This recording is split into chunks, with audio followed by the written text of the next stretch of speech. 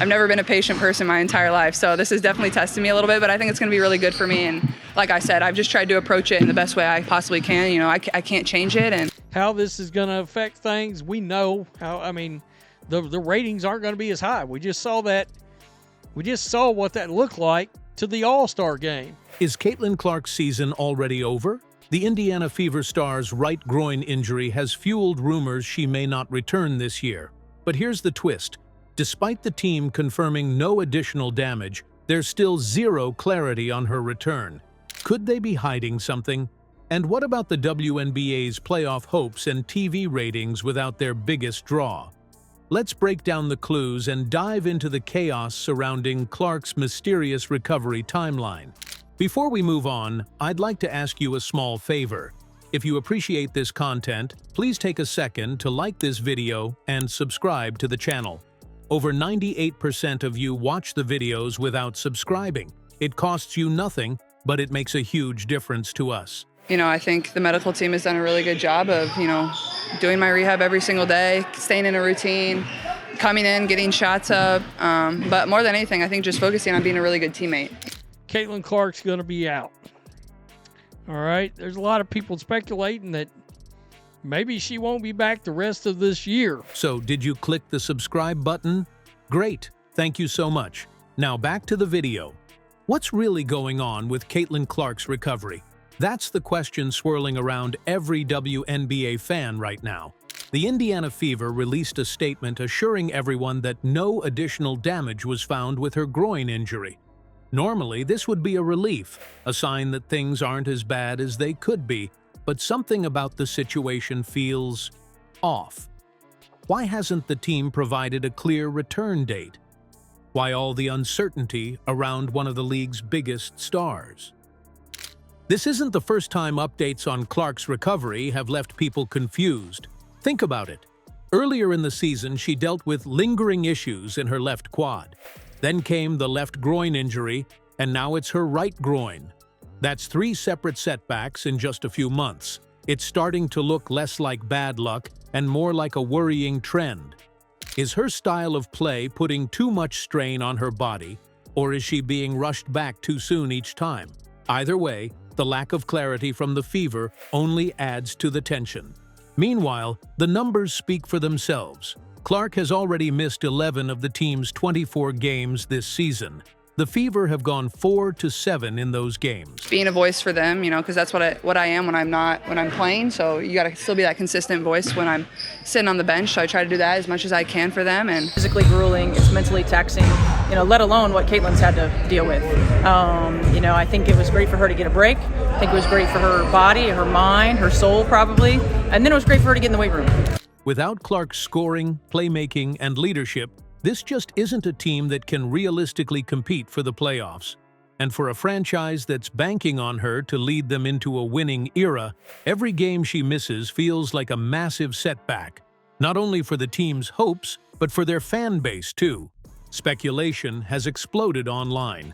Some fans think the Fever are keeping the full extent of her injury quiet to avoid sparking outright panic, while others think it's time to prioritize her long-term health and sit her for the season.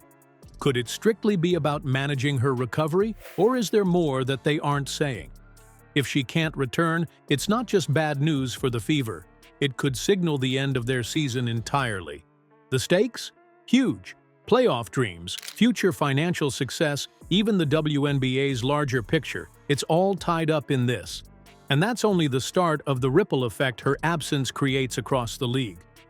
Caitlin Clark's impact on the WNBA is undeniable. She isn't just a star, she's the star. Her presence fuels everything from ticket sales to TV ratings, making her the centerpiece of the league's marketing and financial success.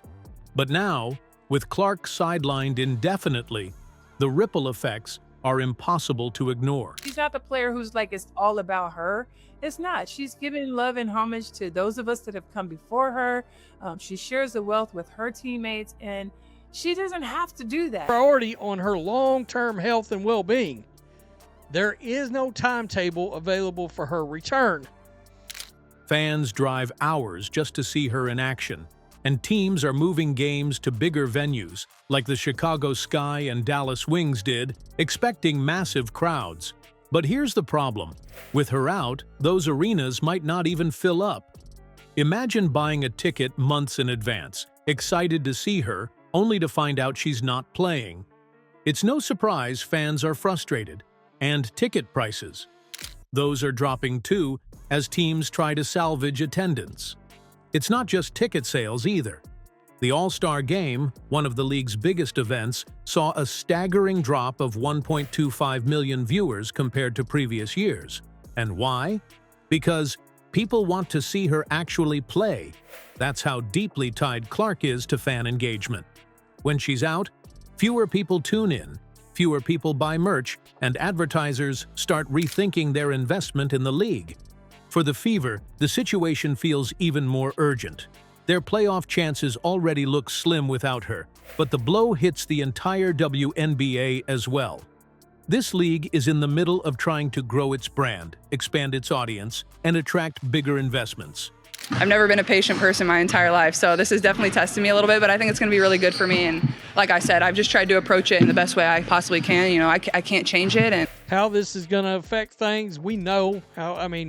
The ratings aren't going to be as high. We just saw what that looked like to the All-Star Game. Losing the player who sparks the most excitement is a major setback at the worst possible time.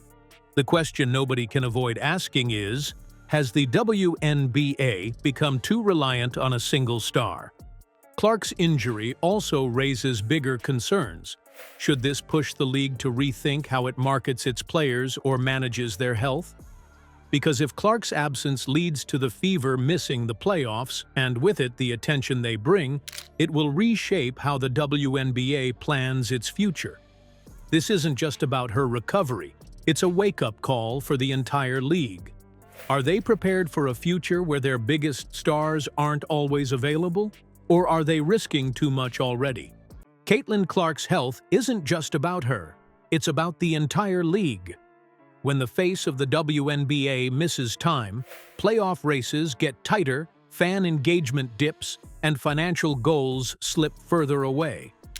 1,250,000 less viewers for the All-Star Game with no Caitlin Clark actually playing. People want to see her actually play. She handed Fever teammate Lexi Hall a drink. Yeah, right here. And people have got a lot of things to say about this.